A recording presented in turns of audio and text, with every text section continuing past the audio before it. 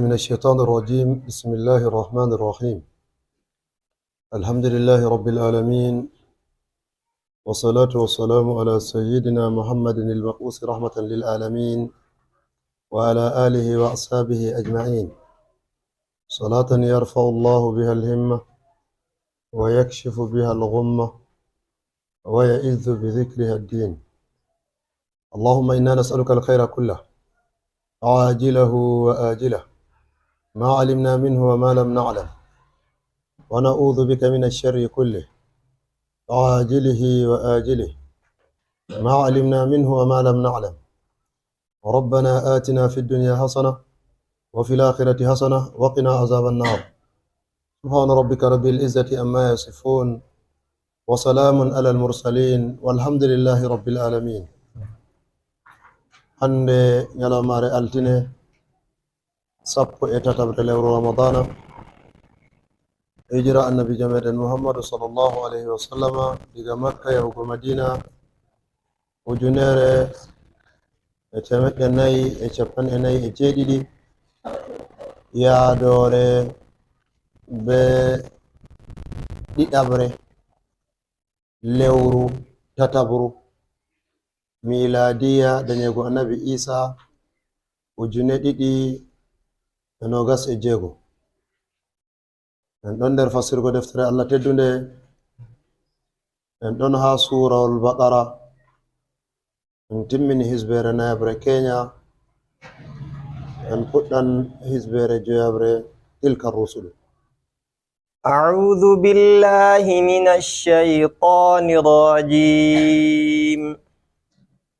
بسم الله الرحمن الرحيم. تلك الرسل فضلنا بعضهم على بعض، منهم من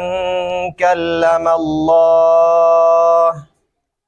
ورفع بعضهم درجات،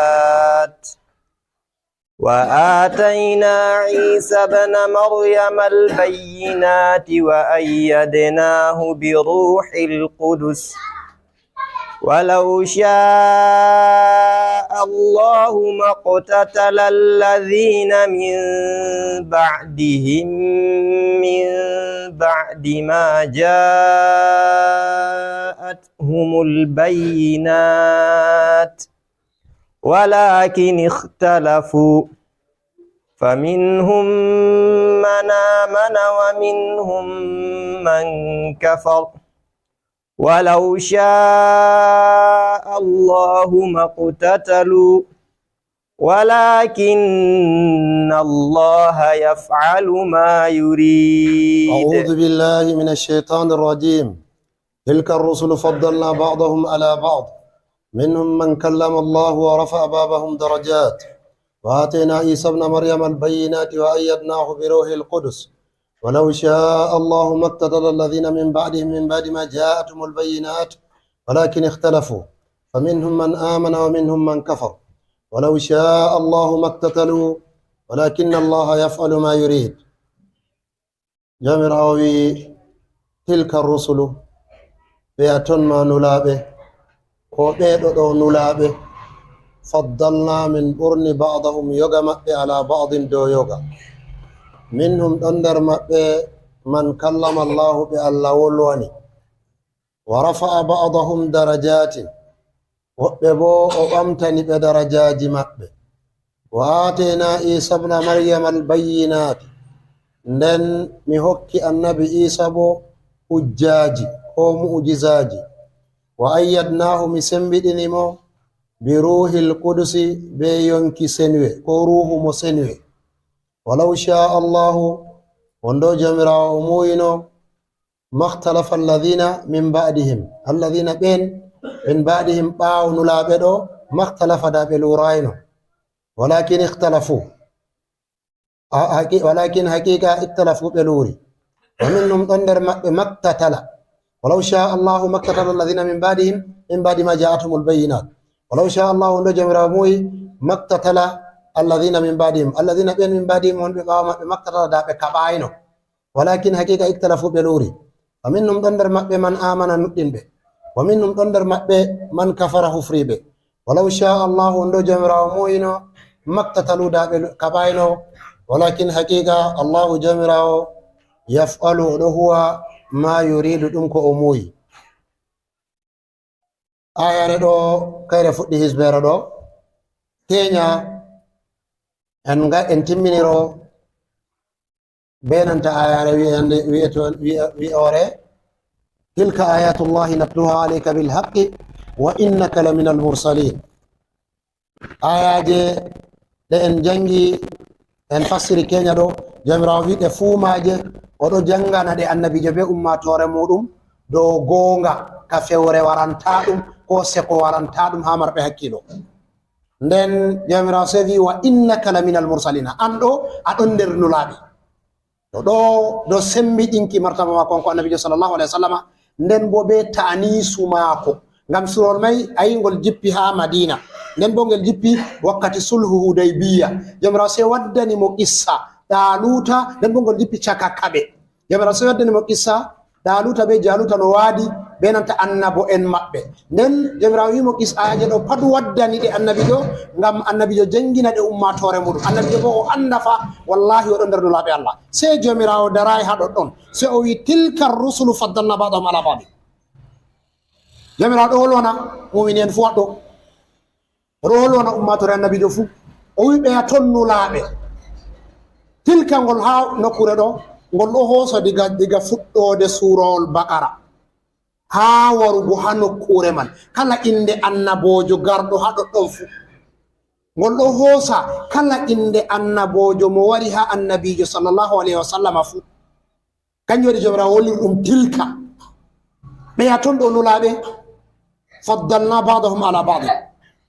jamirawo wi ɓe fuu maɓɓe ayi arrusulu ɗum nulaɓe allah on, nden bo allah ɓurni yoga maɓɓe dow yoga. ɓurnugo yoga dow yoga haɗɗo mana woɓɓe ɓuri woɓɓe, modi ɓe seehi dow komguli feere feere, nden komguli maɓɓe fuu bo ɓe hujjiɗi mana ɓe tumniɗi ha nabijo sallllahu alayhi wa sallam. woɓɓe ɓe mbi dagay goɗɗo ɓurna annabojo dow annabojo, woɓɓe bo wi aa jawmirawo on wi ɓurni yoga maɓɓe dow yoga. to wiɓe dagay goɗɗo ɓurna dow annabojo dow annabojo, ɓe hujjiri be nanta hadiseji annabijo sallllahu alih w sallam ɗiɗi. wakkati annabijo wolli haala annabi yunusu o wi la tufaddiluni ala yunus amni matta, ta ɓe ɓurna mo dow annabi yunusu ɓi matta.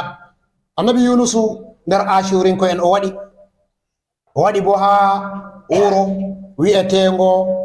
mawsil ko musal ha leddi iraqi jotta ɗo. nden anko annabi yunus oɗon nder ɓe allah leli diga derkejo allah leli mo. nden nda qissa mako anko on woldi be jomirawo ha nder reedi ɗungo nder ñiɓe jemma o wi la ilaha illa anta subhanaka inni kuntu min azzalimina. ayni o woldi be jomirawo fanade fi zulumati an la ilaha illa anta subhanaka inni kuntu min azzalimina. annabi jo wi ta ɓe ɓurnamo dow annabi yunusu. nden wodi hadisol feere bo ngol wari ngol ɗo wiya annabi sallllahu alih w sallam ɗo wiya ta ɓe ɓurnamo dow annabi musa, la tufaddiluni ala musa. to ɗo wiɓe dagayi ɗum ɓurna annabojo dow annabijo. hadiseji ɗiɗi ɗo ɓe tuugi, amma siyaku ayaje ɗo ɓe wari ɗe ɗo wangitina ɓural annabo en woɓɓe feere dow annabo en woɓɓe feere. kanjum waɗi jomirawo wi tilka rusulu faddalna ba'dahum ala ba'd. ɓeɗo ɗo ɗum nulaɓe on, ko ɓeɗo ɗo nulaɓe, ko ɓeya tommaɗa nulaɓe ɗo allah ɓurni yoga maɓɓe dow yoga. nden jomirawo de'ita e haɗɗo nde o wi ɓurni yoga maɓɓe dow yoga, so o wi minhum man kallama llahu, ɗon nder maɓɓe mo allah wolwani. to ayi modi ɓe nasaru so ɓe mbi to ase wala hunde ɓuri mawnugo dininta jawmirawo wolwana jeyaɗum moɗum mubasharatan wala wasila, wala hunde yettiɗo mawnugo. kanjum waɗi jawmirawo nde o wari limtugo ɓural hakkunde annabo en, se o fuɗɗiri be nanta minhum man kallama llahu, woɓɓe feere ɗon ɓe Allah wolwini haɗɗo Allah wolwana annabojo mubasharatan ɗum waɗayi sey annabi Musa feere muɗum hanko tan Allah wolwani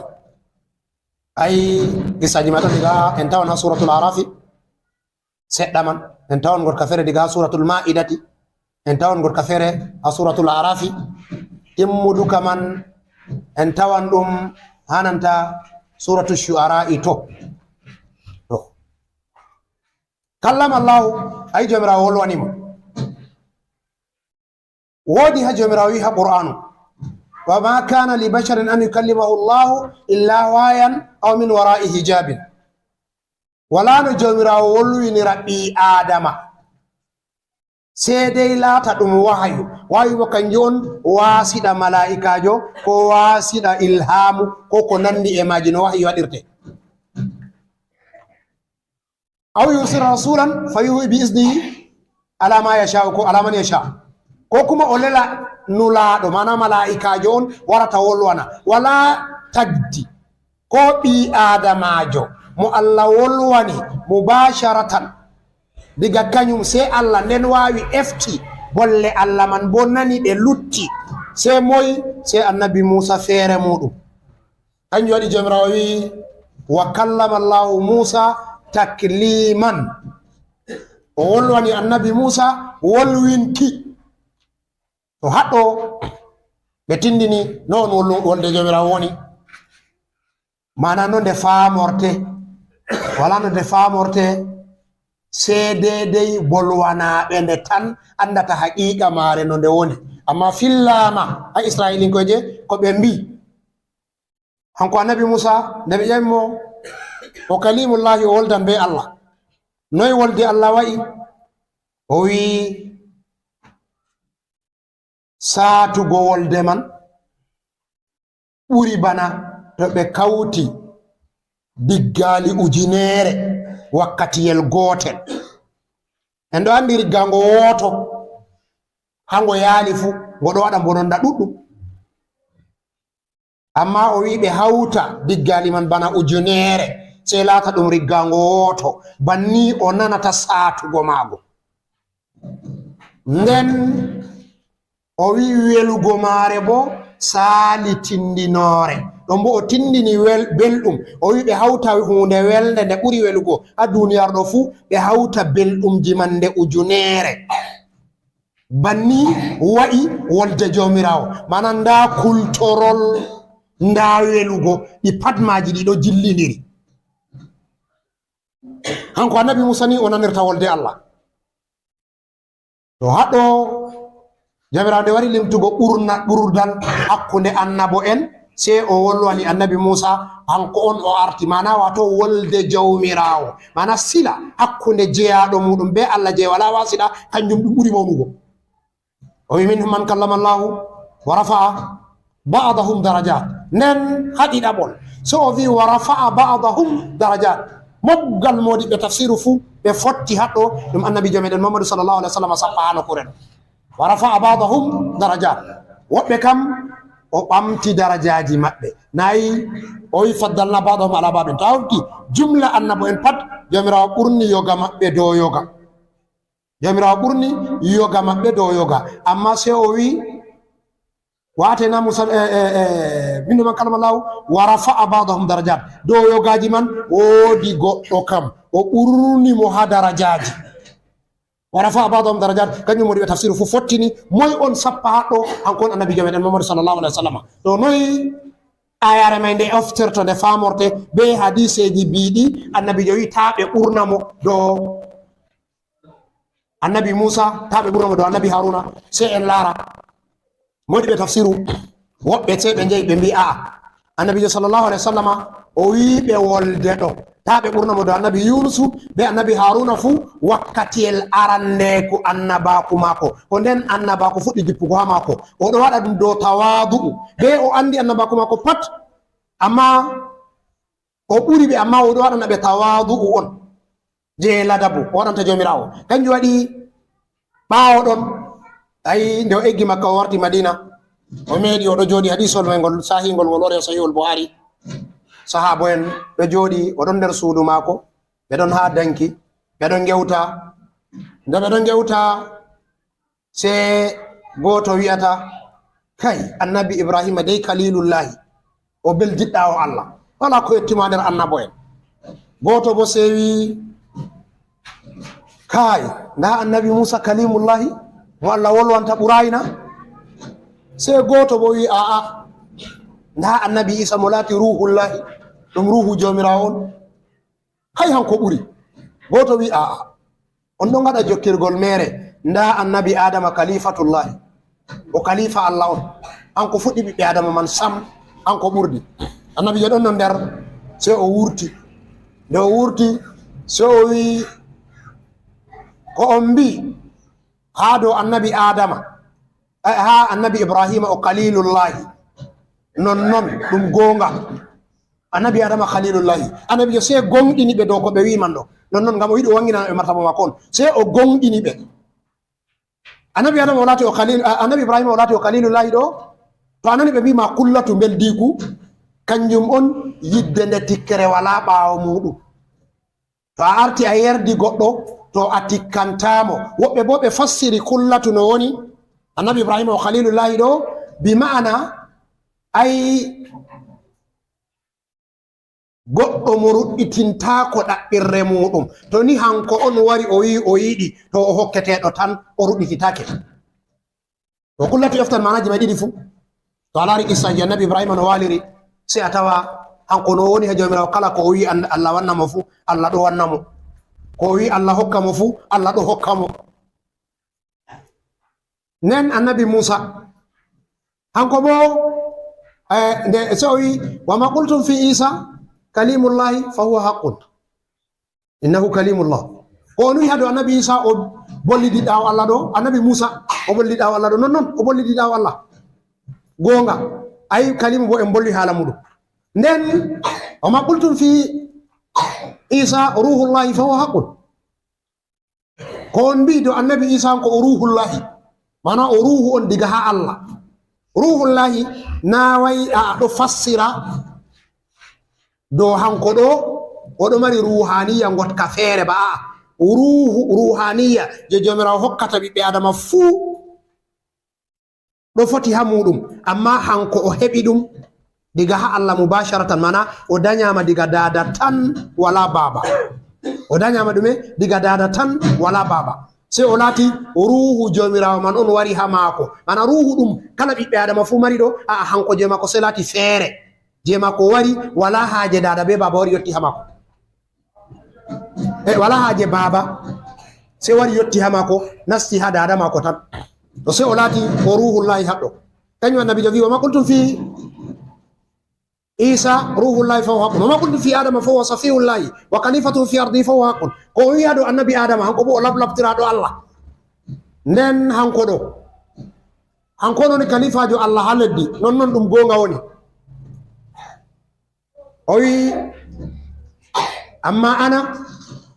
ana sayyidu waladi adama wala faqra fa adamu wa man dunahu tata liwa'i o se an ko annabi do wi annabi adam be ko woni les muɗum fuu o arti o yiɓe min on woni sayyidu waladi adama jagorɗo ɓiɓɓe annabi adam mana min on woni mawɗo maɓɓe wala fakara nden diga annabi adam man wari hanan tan les maako ko woni les annabi adam fuu les am woni ɓe ɗon ɗuma les tutalam ñande dargal mana les ɗi wawɗo ɓe woni nen wana awwalu man yushaqqu lahu l ardu way hanko nabi jo wi hankon ɓe artata seekango leddi o ummite mana ha ummugal wana awwalu man yaridu l harda wana man awwalu man yamurru ala sirati o wi hankon artata erugo ka fay siradi wana awwalu man yaridu l hawda hankon artata yettugo wendu alkawsara wana awwalu man yaftahu babal janna hankon artata yettugo ha dammugal aljanna o nasta nden da woɓɓe feere tokka ɓawo haɗɗo seɓe mbiyan ko annabijo sallllahu alayhi wa sallama o tabbitini ɓural mako dow nafsi hadisol may ngol wari ngol juungol ɗo ɗon nder ɗiwalu hadisi ha sahihul buhari o tabbitini ɓural mako dow annabo en fuu haɗɗo banano jawmirawo sappi minhum man kallama llahu wa rafa babum darajat hanko annabijo sallallah alih w sallam be hadisol ɗo o tabbitini ngol nden hadiseji goɗɗe ɗon ɗuuɗɗi marɗi qara'inu hadisol ɗo nder maji hanko annabi sallallahu alaihi wasallam sayyidina ali wari ha mako se ko o wi ɓe ƴonanamo sayyidul arabi oɗo ondi ɓe dada julɓe sayyida aisha se to aliyu laati sayyidul arabi faman anta o wi ana sayyidun nasi ajma'ina wa aliyun sayyidul arabi min kamin woni jagorɗo ɓiɓɓe adama fuu muɗum sayyidna ali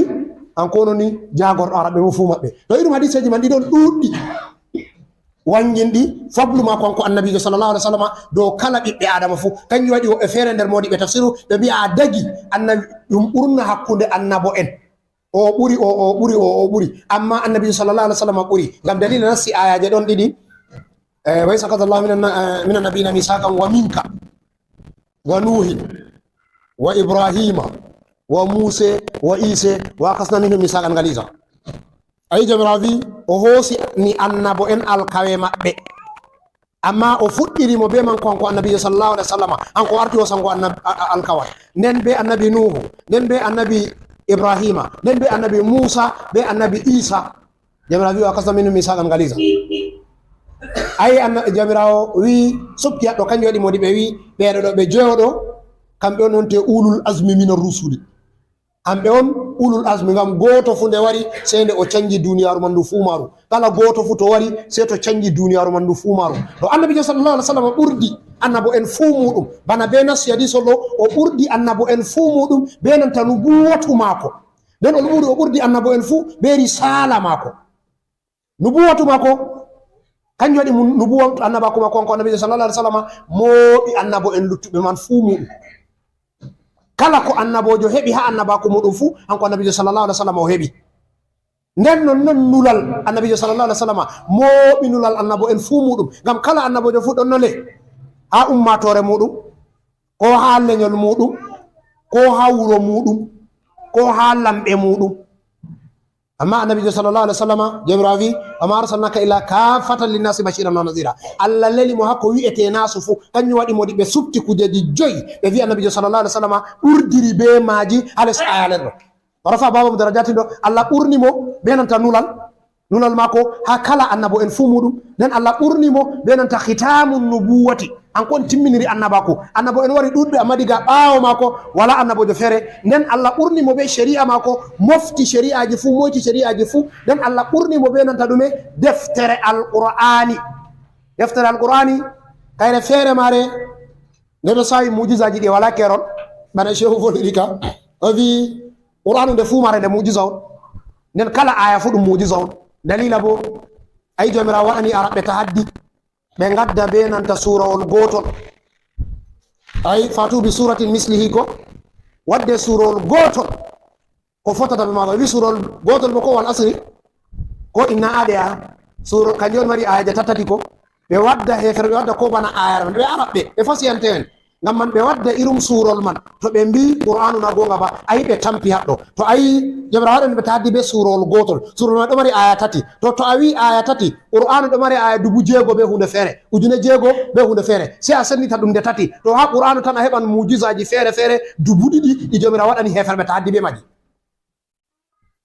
nden hangal qur'anu man ngal laati ka ngal ɗon nder mujisa magal ngal ɗo yaada be zamanu nde weeti fu qur'anu ngal jippi diga zamanu annabijo sallallahu alaihi wasallam ngal timmini jippugo be are nde en wolwi nyalaɗe saliɗe nden se wari laati amma nde weeti fu kangal ngal ɗo hesɗita be no zamanuru hesɗirta no zamanuru dillirta banni hangal qur'anu ngal dillirta no zamanuru firlitita banni ngal firlitita ba en fasiri kanyalamaje ni asli sanjatako amma furu'u ɗo canjita ngam yaada be zamanu amma asli kam sottatako dow asli no woni nden kala ayare fassirande pat se a tawa nde ɗo huwa hande na way kitamare sali ba hatta qissa annabo en caaliɗe to qissa man wari si a tawa ibratu man ɗo huwa hande mana dedei ko qissa ɗo ibratu ko ka waddi ɗo hande irum majum ɗon ambo to a waɗi ibratu ɗum nafete to be lataki ha mako anko annabi sallallahu alaihi wasallam ha ummatore mako on duniyaru timmata kujeji joyi ɗo o ɓurdi annabo en fuu be majum to haɗo ورفع بعضهم درجات النبي صلى الله عليه وسلم أنو فتي أي النبي موسى وأرتي وسندتيمو nen o lori o wangini darajaji annabi sallallahu alaihi wasallam ay darajaji mako ɓe mbi modi ɓe wi darajaji mako ɗi duniyaru ɗi heftatake amma daraja annabi sallallahu alaihi wasallam tammi wangugo nyande dargal ha nokkure wa ma arsalnaka illa rahmatan lil alamin wakkatiyel ay kujeji ɗon bana modi ɓe yeccata en kujeji ɗon feere feere fe'ata nyande man on ko moyjo andata annabi sallallahu alaihi wasallam an kononi sayyidul khalqi ajma'ina an kononi jagorɓe takle fuu muɗum nder man hatta wakkatiyel nafsi nafsi annabo en padɗo ya nafsi nafsi hanko wakkatiyel hanko annabijo hanko on ummata he'ata o sheeta ko mojo fu nder man yite to nge happiti hanko annabi sallallahu alaihi wasallam hanko on ummata atange nder man to tikkere jomirawo wari yaaliri wala mo foti ñifa tikkere Allah man sey hanko feere makko irummaji ɗi padmaji kañum ɗi waran e wangan ñande dargal haɗɗo warafa babam darajatin kanjum ɓe mbi muminijo ko ndey o waɗan do'a ɗo to o nani setinago ay اللهم رب هذه الدعوة التامة والصلاة القائمة آتي محمدا الوسيلة والفضيلة والدرجة الرفيعة الدرجة الرفيعة دو جمراو إني هكان موغا أما بيوني مؤمنين فو كلا دي أناني سيتنانغو فو أونو حالا درجة ما كو بانجي كدو درجة ما كو بانجي كدو وما أرسلناك إلا رحمة للعالمين ñande dargal on ka wangata to haɓe wi to goɗɗo lisbiti doyre ɗo no woni fo o nattan nder cheta annabijo sallallahu alaihi wasallam Allah waɗi nder maɓɓe jomirawi wa rafa babam darajat وآتينا عيسى ابن مريم البينات أوكي النبي عيسى بمريم الله توري ولغو النبي عيسى حالا ماكو فير ماكو عند القرآن سي أتوا ودي إند دادا ماكو وآتينا عيسى ابن مريم البينات وعلى رؤيون النبي عيسى تندر كندر سياق النبيين وموسى وعيسى وآيا كل من الصالحين جتو دو ودا سياق ودو لمت النبي تام دو كسو جونا عند النبي عيسى اما تو ها فرwi dina no jona عند النبي عيسى سياتا عيسى ابن مريم النبي عيسى دوي بي مريم ngam dume wadango dum don der dalailu nubuwati dum don der ko sappata nana ijazul qur'ani ambe nasara be bi annabi Isa bi Allah ko be don bi annabi Isa ko bi Allah ko ruhu mai tsarki ay der mabbe wodi be salusu don wodi wi'etoɓe imnullahi ɗon wodi nden wi'etoɓe salusu ha nder maɓɓe to ɓe pat maɓɓe jomirawo to wari ƴonugo annabi Isa ni so annabi Isa jomirawo sey wi'a o ɓi maryama annabi Isa ɓi moy ɓi maryama ngam riwa wi'ago maɓɓe ɓi Allah ɗo wa atayna Isa ibn maryama al bayinat jomirawo wi o hokki annabi Isa hujjaji ko mu'jizaji kanjum o hokkimo deftere linjila kanjon sawi hujjaji mako annabako mako be sharia mako nden o hokkimo mu'jizaji yerum yeditinki mayɓe be nyawdugo daydaɓe be mbumdam be daydaɓe be nanta saɗawore kanjon nyaw baras nyawji ɗi nyawdatake ha zamanu mako anko annabi Isa Allah hokkimo oɗo nyawda ɗi nder mu'jiza mako be hujjaji mako وآتينا عيسى ابن مريم البينات nden jomirawi o ayyadnahu bi ruhil qudus jomirawi o sembiɗinimo be nanta ruhu mo senwe ruhul qudusi modi ɓe tafsir fu fottini ɗum jibrila nufete haɗɗo nden ruhu hosama diga ko wi'ete ruhu mana asdu khilqa jawmirawo je o tagi o foɗi takle fu hamaje kala tagdi fu ɗo mari ruhu muɗum amma wodi ruhuji ɗon sheniɗi kanjum woni malaika en ngam hamɓe geddal fa'antakoɓe mana ɓe fa'antako geddal hamɓe ɓe tagirama dow senwe kanjum waɗi jomirawo seeɗo wi'a ɓe ruhul qudusi malaika jibril on nufete haɗɗo ngam dalila ayaje goɗɗo feere ɗon sappa qul nazalahu ruhul qudusi bil haqqi ay jibrila on waddanta annabijo nulal jomirawo se wi ruhul qudusi on waddata nden fillama hunduko annabijo sallallahu alaihi wasallam wakkati o wi Hasan ibn Sabitin qul wa ruhul qudusi ma'aka wolu ɓe ɗon dilla fatu makkata o wi Hasan ibn Sabit waɗa kasidaje gimi huɗa heferɓe makka Hasan ibn Sabit waɗi ba jusi so wi mo wi'u aɗo wondi ɓe nanta ruhul qudusi mana aɗo wondi ɓe malaika jibrila to haɗɗo jomirawi wayyatnahu bi ruhil qudus o sembiɗirni annabi isa be ruhul qudusi annabi isa hayata fuu yadan be nanta malaika jibrila mana ɗo wondi be makko ngam ɗume waɗi jomirawo waɗinimo tahliya ɗo wolloni kaɗo ɗo banni ngam ɗume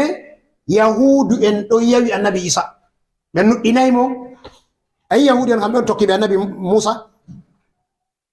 ko zurriya annabi yaquba nder maɓɓe bo wiyeteɓe yahudu tokkiɓe annabi musa kamɓe on wiyeteɓe yahudu nde Allah leli annabi isa ha maɓɓe ɓawo annabo en ɗuɗɓe sei ɓe yawi annabi isa ɓe wala lara ɗum ba annabojoma kañum jomirawo sewi wa atayna isa ibna maryama al bayyinati wa ayyadnahu bi ruhil qudus jomirawo wi o sembiɗinimo ɓe nanta ruhul qudus kanjum malaika jibrila walaw sha allahu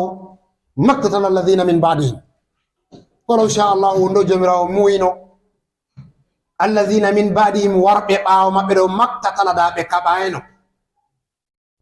to haɗɗo ayare ɗo nde wari ko jusɗu nder ayare ɗo wari ɗo holla en ko fe'ata ɓawo kala annabojo fu waddi annabaku muɗum annabojo to waddi annabaku mako ɓawo timmini annabaku mako ɓawo zamanuru seɗɗa se a tawa yimɓe mako ɗo haɓa hakkunde maɓɓe ɓe non haɓotoɓe ɗo kanjum ɓe are ɗo wi fa minhum man amana wa minhum man kafar ɓe ɗiɗi ɗo woɓɓe nder modiɓe tafsiru ni ɓe yeyri walaw sha allahu waqtara alladhina min qablihim walakin ikhtalafu haqiqa ɓe luuri annabojo to wari ɓawo annabojo mai dillini se luure umma hakkunde maɓɓe to luure ɗo ummi se ɗe yaha ɗe dasa ɓe ɗe warta ɓe kaɓan hakkunde maɓɓe gaɗa ka mbarmbartirgo walakin ikhtalafu haqiqa ɓe luuri keña en volli seɗɗa dow ko woni sirru tadafu'i je sigi duniyaru meɗen ɗo an wi luttuɗum may se to en yahi ha nokkure wala yazaluna mukhtalifina walidhalika khalaqahum ay jomirawo sappi nde o wawi wollugo se o waddi mashi'a mako walaw shaa allahu maktatala alladhina min ba'di ma ja'atumul bayyinat walakin ikhtalafu wonno jomirawo muyno da ɓe kaɓayno alladhina min worɓe ɓawo ɗo da ɓe kaɓayno ɓawo hujjaji annabo en wari waddani ɓe hujjaji laabi nden ɓe gadi ɓe luuri hakkude maɓe ɓe waɗi kaɓugo to haɗɗo se ɓe mbi habre fuɗɗi luural fuɗɗi ɓawo annabojo diga ɓiɓɓe annabi adam ɓawo annabi adam kala annabojo wari fuu se a tawa ɓawo mako yimɓe mako luuri waɗi ka haɓugo to a sotti a warta annabi musa man ko annabi ibrahima man ɓawo mako ayi zuriyaji mako sendiri luuri waɗi ka haɓugo to a sottiri a warti hananta annabi musa se a tawa ɓawo mako yimɓe mako luuri waɗi ka haɓugo nder kaɓeji maɓɓe en andi ɓe gaɗi ka haɓugo hamɓe bani israila hakkunde maɓɓe amma haɓre ɓuri ɗuɗugo hakkunde ɓawo annabi suleimana ha mamlakatu yahuda be mamlakatu israila ayi kaɓe maɓɓe ɗuuɗi hananta ɓe eggi diga baytul muqaddasi o fere warti hananta leddi iraqi jooɗi hano kure babila ɗo kaɓe wari ɗuuɗi hakkunde maɓɓe nonnon to a tokki kala annabojo fu si a tawa ɓawo maako yimɓe maako luuri waɗi ka haɓugo hatta annabi isa ɓawo annabi isa kamɓe maɓɓe gaɗi ka haɓugo kaɓeji ɗuuɗɗi ɗi wala keerol hakkunde maɓɓe ayi ɓawo ma konko annabi isa wacci hawarinko en ko hawarinko en ɗo se ɓe luuri kala komojo fu be masaba muɗum wurti kala komoy be masaba muɗum yehi warti hamɓe hawarinko en man se yimɓe maɓɓe waɗi ka haɓugo caka maɓɓe nder maɓɓe misɗirinko en wurti be ya aqiba yaqubinko en be malakaniya wala ma habre ɓuri satugo bana hakkunde malakaniya be nanta yaqubiya ayi hamɓe on annabi sallallahu alaihi wasallam woni haala maɓɓe wakkati o windini hiraklo ɗerewol o wi islam taslam wa illa fa alayka yatika ajraka marrataini wa illa fa alayka ismul arisiyin hamɓe on ɓe mbiyata be nanta lunga latin arisios ɓe gaɗi hananta yunan hamɓe yebre on ɓe wurti nder yaquubinko en ɓe kawti be woɓɓe nder malakaninko en ɓe gaɗi ka haɓugo haɓe ɗuuɗɓe nder man arisinko en ɗo kombi ɓe waɗi kam halkugo ummatoje ɗuɗɗe kanjum waɗi zunubo maɓɓe ɓuri teddugo woɓɓe bo wi a arisinko en ɗo hamɓe on muwahhidina nder masihinko en ɓe gaɗi duuɓi 250 hedde ko annabijo sallallahu alaihi wasallam wara ɓe gaɗi to ɓe laati hamɓe arisinko en ɗo ɓe fuu maɓɓe ne ɓe muwahhidina on se malakanin ko en mbari ɓe pat ɓe luttay ko goto nder maɓɓe kanjum waɗi annabijo wi to hiraklu tubay nden ka zunuba ari sinko en fuu o ronda ɗum to ɗo ay kaɓe gaɗoji hakkunde maɓɓe nden ɓawo annabijo sallallahu alaihi wasallam ɓe seeday ɓe ɗo haɓa amma hande nder kaɓe man woni hurubu salibiya ɗo woni nden ɓawo ɗoɗɗon wala habre maɓɓe satunde ɓuri duuɓi 500 ko saali kanjum on habre hakkunde catholique be nanta Luther Germany hanko nder masihinko en amma o yerday annabi Isa ɗum ɓi Allah on catholique bo hamɓe bo ɓe ɗo senditi geɓe ɗiɗi woɓɓe maɓɓe ɗo wi'a annabi Isa ɗum ɓi Allah on woɓɓe bo ɗo mbi'a aa annabi Isa ɗum ruhu Allah on ɗum salusu woɓɓe feere ɗo nuɗɗi nder maɓɓe salusu hamɓe on watta niɗo toɓɓe tati mana salusu baba be dada be ɓiɗɗo kanjum ɓe nufata baba ma jawmirawo Allah reenu en wal iyazu billahi nden dada bo Maryamu nden ɓiɗɗo bo annabi Isa kanjum ɓe sappata ɗo ɓe sappa ɗo ɓe sappa ɗo ɗo hamɓe on salusu ɓe ngoni to hamɓe Luther Germany se wurti ha Germany jotta ɗo waɗi ka habdugo be catholique kanjum canji démographia be nanta géographie leddi turay fuu muɗum ngam kaɓe maɓɓe ummini o watta bana duuɓi 200 ɓe ɗo haɓa nder man on lamɓe feere feere wangi nder man on masabaji feere feere kanjum waɗi ɓe senditi ɓe wartiri pourcentage ɗon woɓɓe feere wangiti geɓe feere feere nder maɓɓe pat bo ɓe ɗo haɓa hakkunde ɗume hakkunde nuɗɗinɓe be ɓe nuɗɗinayi hakkunde wiɓe ɓeɗo ɗo ɓe julɓe ɓeɗo ɗo bo wiɓe ɓe heferɓe hokma julɓe ɗo laara ɓeɗo ɗo ɓe heferɓe ɓe bo ɓeɗo laara ɓeɗo ɗo ɓe heferɓe kanjum on waɗi ɓe gaɗi ka haɓugo hakkunde maɓɓe kanjum waɗi jomirawo wi walaw sha allahu maktatala alladina min ba'di ma ja'ahumul bayna walakin ikhtalafu walaw sha allahu maktatalu إلا ومنهم من آمن ومنهم من آمن ومنهم من كفر ومنهم دندر من آمن ندين به ومنهم دندر من كفر كفري به جمراوي ولو شاء الله ما اقتتلوا جمراو نوري لورني حالا مشيئة o wi wonɗo jomirawo muyino da ɓe kaɓayno ɓe waɗi ka mbartirgo aɗo ɓe mbi ɗon nder dalailun nubuwati annabi jomen Muhammadu sallallahu alaihi wasallam hajjatul wada'i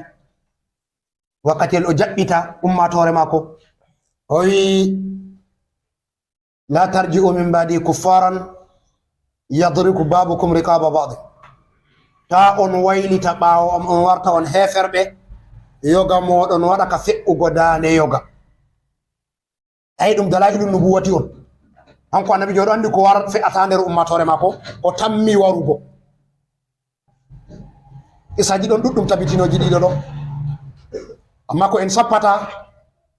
ko ummatoje caaliɗe hisay wala no ummatore annabijo sallallahu alaihi wasallam hisa ngam en wi annabijo sallallahu alaihi wasallam hankon mooɓi nolalji man be annabakuji may fuu be risala man hankon hawti kanjum kala ko fe'ino ummatoje caaliɗe may pat dole fe'an ha maɓɓe bana no annabojo fu to sottiri ɓe lurata banni ɗum fe'i ha annabijo sallallahu alaihi wasallam ɓawo makko haɗɗo modi ɓe wi lural artugal fe'ugol ɓawo annabijo sallallahu alaihi wasallam kanjon hurufu ridda kaɓe bi ɓe irtoɗɗi ɓawo annabijo sallallahu alaihi wasallam ayi annabijo arti sappino wama muhammadun illa rasul jomira arti sappino en tawan ka alu imrana to wama muhammadun illa rasul qad khalat min qablihi rusul afa in mata aw qutila qalabtum ala aqabikum faman yanqalib ala aqibihi falan yadurra allaha shay'a wa sayajzi allahu shakirin anko annabijo muhammadu o laataki koyna o annabojo on ko o nulaɗo on nulaɓe ɗuɗɓe salino katto o mbarama ko o maayi ko o mbarama se on acca dina moɗon on waylita daga to ɓabbe moɗon o man yanqalib ala aqibihi falan yadurra allaha shay'a o goɗɗo wayliti o acci dina Allah o ruɗɗiti o torata ko Allah ko ɗume walakin Allah yafalu walakin Allah wala sha Allah wa sayajzi allahu shakirin jomirawo o wardan yettoɓama annabijo jomirawo arti sappika kanjum waɗi nder dalailun nubuwati annabijo o waggini ɓe ha ɓe waylita ɓe warta ɓawo makko heferɓe yadribu babum riqaba babin ko arti fe'ugo ɓawo makko ni anko annabijo sallallahu alaihi wasallam o acci duniyaru be nyalɗe o be lebbi araɓe pat wi irtoɗɗi sey yimɓe Makka be Madina ɓe ɗayifa tan hamɓe tan lutti e mboliɗi saman balaɗe caliɗe nden ɓaawɗo ɗon hawarijinko en hamɓe o sey ɓe wangi diga zamanu Seydina Usmanu ɓe laati hamɓe on fuɗɗiti fitina ɓaawo annabijo sallallahu alaihi wa sallam laati ɓaawo Seydina Abubakar be Seydina Umar zamanu Seydina Usmanu hitande 6 ɗon ɓe fuɗɗi fitina maɓɓe ayi fitina maɓɓe de'itayi haɓe ɓe mari Seydina Usmanu wala habo ɓe timmini wangugo sey wi'eteɓe haruru yiwin hamɓe on annabijo sallallahu alaihi wa sallam hokki habaru maɓɓe nden hamɓe ɗo nder kawarijinko en ɓe woni kamɓe on wiɓe annabi Seydina Ali hufri be jaɓugo maako ta hakimu sey ɓe murti ɓe ngaɗi hoore maɓɓe ɓe feere kala mo wala nder maɓɓe fuu ɗum kefeero on ɓe ngaɗi ka haɓugo nden bo ɓe ɗo kujjira be ayaje Allah bo ɓe hujjirta ɓe waɗa ka hujjirgo be ayaje Allah ɓe waɗa ka mbarugo julɓe nder man a hiɗi sallolluka waɗi waali Madina o wurti ɓe mbimo hawarijigo en ɗon 54 ɓe ɗo ha yaasi hoosere ɗo hanko bo o wurti be soja en mako 2,000 o yaha o habda be maɓɓe o nanga ɓe nde o yahi ɓe 54 ɗo sey ɓe habbirango woto ɓe tiiti ɓe dubuɗiɗi ɓe sey ɓe farti ɓe hawarijigo sey farti ɓe hamɓe ɓe salay ɓe 2,000 nden ɓe bo ɓe 54 ɓe farti ɓe ngam cuusal ɓe haɓirta be ayaji Allah nden kawariñi ko wala kottiɓe naafe wala kottiɓe juulugo wala kottiɓe hakkilingo suumaye diine man ɗo ɓe ɗo jogi ka ha zahiri maka to a laari ɓe mo ayi fu ɗo laafi yoori ɗo sayɗiti ibada tan ɓe gontiri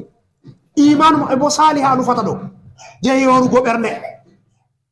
kanjum waɗi to ɓe fotti be yimɓe fu ɓe tampinta ɗum ɓe gami wimo maɓɓe yimata alfay farisin fi ma zaamtum wa yadluduhum bi asaka 40 كذبتم لا كذاك ليس ذاك كما زعمتم ولكن الخوارج مسلمين هم الفئة القليلة قد قيلت على الفئة الكثيرة يغلبون أي كم من فئة قليلة غلبت فئة كثيرة ينفسر كينياكو كان يمون بهجوري نابرو بال40 بفرتهم بدوبودي أي سيدهم بدني بتشوسان بفي هم بكاريجو كان أي بس مؤمنين أن نام تناب مؤمنين هم ب40 54 fartata ko yimɓe 2,000 to banni ɓe wayi hamɓe kawarijinko en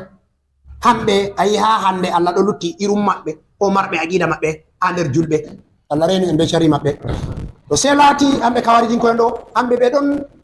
nder ɓe sendiray diga ko ɓe wangi sei de ɓe famɗita ɓe lora ɓe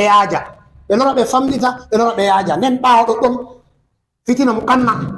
wari ha Kurasana goɗɗo feere o wangi oɗo aaƴa o ardiɗo o amiru no diga o amiru o lori ɗo aaƴa hanko ɗo o neleteɗo o nulaɗo on diga ɗo ɗon ha oɗo aaƴa o Allah ha Kurasana o waɗi nder duuɓi 4 hanko ma o mbari ko mbarete ɗuɗɗum nden ɓaawo maako nden karami ɗinko en wangi karami ɗinko en hamɓe fitina maɓɓe ɗuri satugo ɗum shi'a en on woɓɓe on nder shi'a nden nder shi'a man ɗen wulatu shi'ati ngam hamɓe yu'minuna bil hululi wal ittihadi hamɓe ɓe ɗon na woodi ko wiyete hananta andal kalamu ilmul kalami hululu mana jomirawo ɗo hoɗa ha yonki ɓe ha dow ɓi adama feere mana ko goɗɗo may waɗi wakkatel may fu Allah on waɗi ɗum hululu ɗum aqida on nder aqida nasara en nden ɗum aqida on nder aqida barahima to yimɓe india sey laati hamɓe karaɓe ɗin ko en ɓe wangi dow banni wulatu shi'a yo hamɓe fitina maɓɓe waɗi sati ngam hamɓe on haɗi hijju duuɓi 3 suudu kaba ɗufaka karaɓe ɗin koyen zamanu maɓɓe ɓe waɗi hijira ɗo mari 150 fitina maɓɓe fuɗɗi ɓe ngaɗi fitina maɓɓe ɓe waɗi bana duuɓi 40 ngam hamɓe on wari ɓe ñaami wuro makka ɓe wulingo ɓe ɗoppiti hajarul aswadi ɓe hotidi ɓe majum ha Bahrain ɗo ɓe goni ha Bahrain e natta ɓe gaɓata jotta ɗo ni ha Bahrain totton ɓe woni duuɓi 30 hajarul aswadi ɗo totton sey nde fitina maɓɓe sankitama nden ɓe heɓi ɓe hoosi hayre man ɓe gartiri ɗum to hamɓe ɓe laati ɓe haɗan hijju fu nden ɓaawo maɓɓe fitinaji goɗɗi feere sey waɗi ka nastugo hamɓe kawarijinkoygo so ɓe sendi geɓe 2 ɗon bo hijira ɗo mari 330 harijinkoen e feere ɗo wi'a kala mo na harijinkejo pat o kefero o e feere nder maɓɓe sey wurti woodi biyeteɗo Abou Yazid al Kannani hanko sey o wurti o wi aa mo na harijinkejo fu ɗum fasikijo on na kefero ba ɗo dow ɗo hamɓe ma waɗi bana duuɓi 9 ɓe ɗo haɓa ha Qirawaan ha leddi Tunus jotta ɗo nden ɓaawɗo ɗon fitina man sey eggi warti hakkunde ci'inko en be sunninko en hamɓe bo ɓe kaɓi o watta mana duuɓi 9 ɓeɗo kaɓa hakkunde maɓɓe nden habre may eggi warti ha mashabaji shafinko en ɓe nanta hambalinko en hanafinko en hamɓe bo ɓe gaɗi ka haɓugo ha yehi yotti ɓeɗo mbartira ɓe haɓi habre maɓɓe lollunde ha Baghdad nde hoosi zamanuru kamɓe maɓa ko ɓe gaɗa sulhu nden kaɓe man wari warti hakkunde malikinko en ɓe zahirinko en kamɓe maɓe waɗi ka haɓugo nden habre lori warti hakkunde malikino mana masaba malikiya be nanta faɗiminko en hamɓe bo ɓe hoosi masaba shi'a ɓe wari ɓeɗo farliɗina ka dow julɓe dole maɓɓe to a julɗo ni sey alata masaba shi'a ngam shi'a ɓeɗo mari fukko maɓɓe luutim je masabaji fuu to kamɓe bo ɓe gaɗi ka haɓugo ko watta zamanuru ha yehi yotti to ɓe laari aɗo jogi mo waɗɗa malik ɓe mbarete ɗum waɗi ha lesɗe hirna ɗo hakkunde Andalus be nanta Tunus be Libya be Maghrib ha nder ɗo ɗon ɗum waɗi to a laati aɗo warti ɓe mofta defte masaba maliki ɗo mo dawwana ha wuro fu to ɓe wari sei to ɓe mosti defte man e pat maɓɓe ɓe wula ɗe nden fitinaji may ɗi seedayi ɗiɗo waɗa kala zamanuru fi be nonde no ɗi hosarta be surani ɗi hosirta be manhaja ɗi hosata ha waddi hande ngam jamirawo wi walaw sha Allahu maktatalu mana mashi'a maako arti hiiti kaɓe ɗo ɗe gaɗat kala ɓaawo annabujo fu to dilli dole yimɓe maako luura ɓe gaɗa ka haɓugo dow mashi'a jomirawo haɗɗo fasiroɓe sawi mashi'a haɗɗo mashi'a takwinin la mashi'a ridan wa qabulin ko mashi'atu ijadin wa takwinin la mashi'ati ridan wa qabulin mashi'a jomiraɗo walaw sha Allahu ɗo mashi'a je woodingo ɗum en fasiri haala mum balaɗe sali to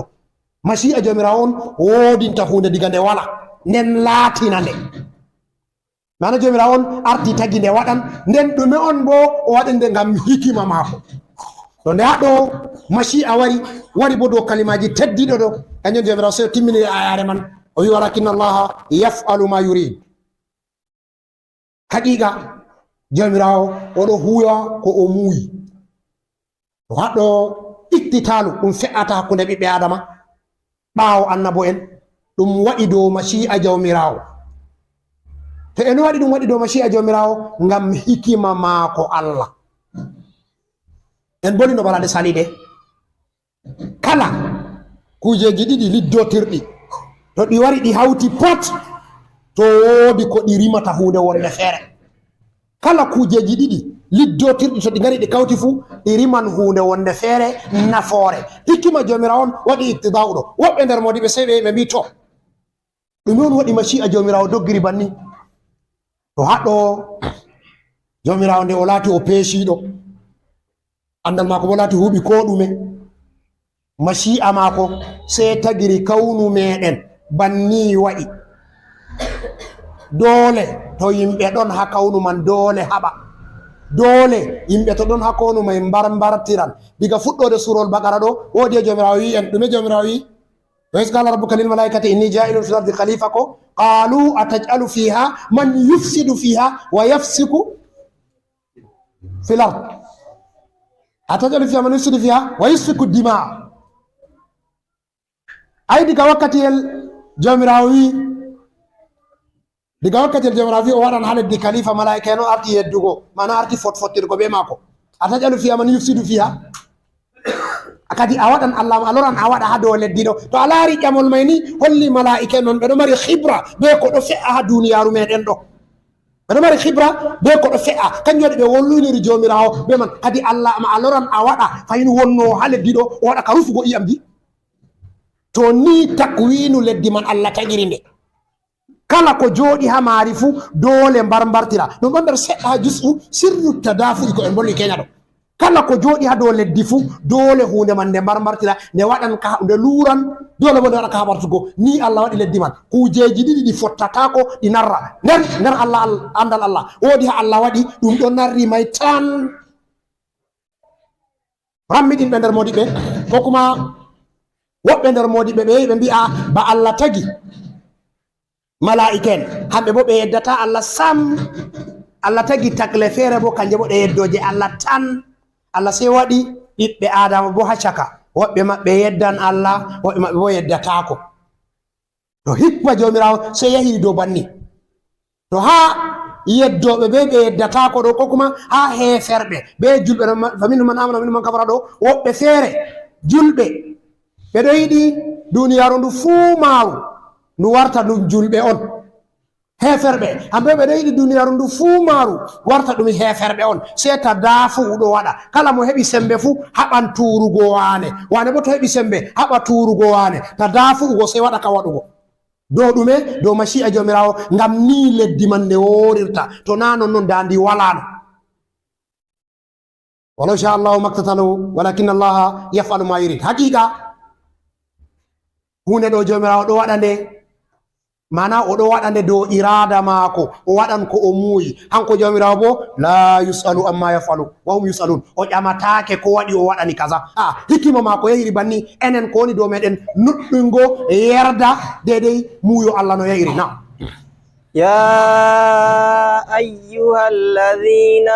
آمنوا أنفقوا مما رزقناكم من قبل أن يأتي يوم لا بيع فيه ولا خلة.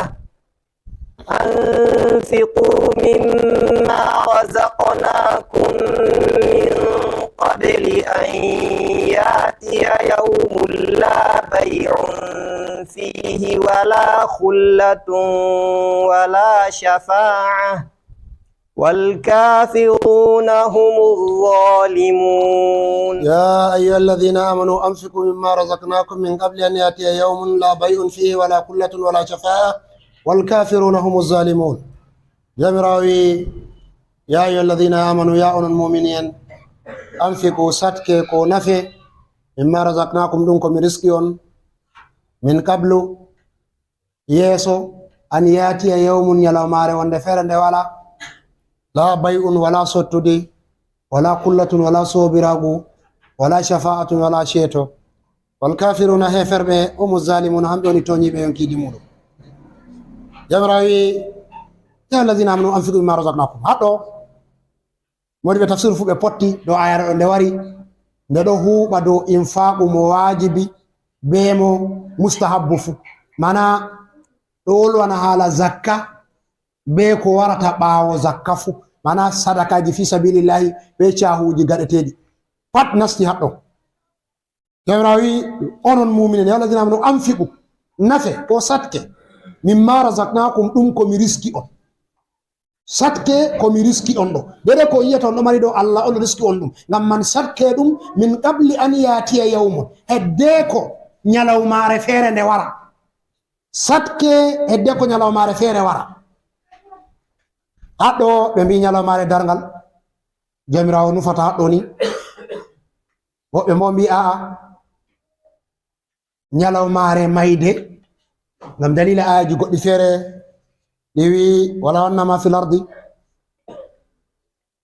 mislahu zaban laftadat bihi ma tuqbila minhum ko woɓɓe feere heferɓe wakkatiyel ɓe warata mayugo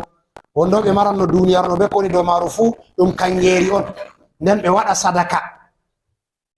Allah jaɓantaɓe mana wakkatiyel kuugal saali min qabli an yatiya yawmun hedde ko nyalawmare wara nyalawmare man ɗo la bay'un sottidi wala amarata ko jawdi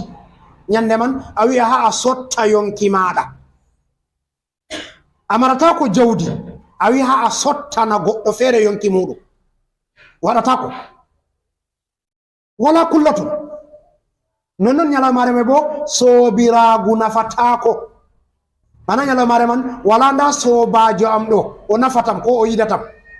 o mbeldigu ɗum en fassiri nane ɗo je ñalawmare man way a tikkantake ɗa wane ɗo tikkantama waɗata ko wala shafa'atu non ñalawmare man ɗo wala sheeto nafete mana a wala mo waɗante sheeto ko kuma a fotai sheetugo goɗɗo ñalawmare man ɗo kujeji tati ɗo ɗi pat jomirawo sappi marɓe riskaɓe ɓe Allah hokki hunde ha juuɗe muɗum ɓe waɗa sadaka mana ɓe nafa ɓe wala diga ñalawmare ɗo waray ngam ñalawmare man to nde wari a yiɗi waɗugo ɗo ma a waɗataɗi ko aɗo mari no a waɗira a waɗata sakko ma a marata ko no a waɗira shottidi kam joni woni iftidaw nden kullatu bo kan joni woni sobiragu shafatu bo kan joni ceeto shafatu amma jango nden fasiran ayatal kursi en bollon hala shafatu man ha totton jomirawo wi wal kafiruna heferɓe humu zalimuna hamɓe on woni toñiɓe yonkiji muɗum aɗɗo aɗa umno dinari nder modiɓe o wi alhamdulillahi alladi lam yaqul wazalimuna humul kafiruna o wi en yetti Allah mo wi ay toñiɓe yonki muɗum kañum on woni heferɓe se o wi heferɓe hamɓe woni toñiɓe yonki muɗum mana ko julɓe ko na a kefero ba wodi laabi ɗon ɗi a toñirta yonki maɗa ɗon amma toñugo yonki maɗa nastintama keferaku haɗɗo senditi be nanta masaba mutazilinko en hamɓe mutazilinko en ɓeɗo yaha do geddal mangal ɗum kufru on mana wurtinte islama amma ahlus sunna wal jamaa hamɓe ɓeɗo fotti do geddal wurtinta goɗɗo islama sai dai eggina mo diga imanu hora mo ha fisdu to Allah nafru en be ko en nani subhanaka la ilma lana illa ma allamtana innaka antal alimul hakim allahumma salli ala sayyidina muhammadin al-fatih lima ughliq wal khatim lima sabaq nasir al-haq bil haqq wal hadi ila siratika al-mustaqim wa ala alihi haqqa qadri wa miqdari al-azim subhana rabbika rabbil izzati amma yasifun wa salamun ala al-mursalin walhamdulillahi rabbil alamin.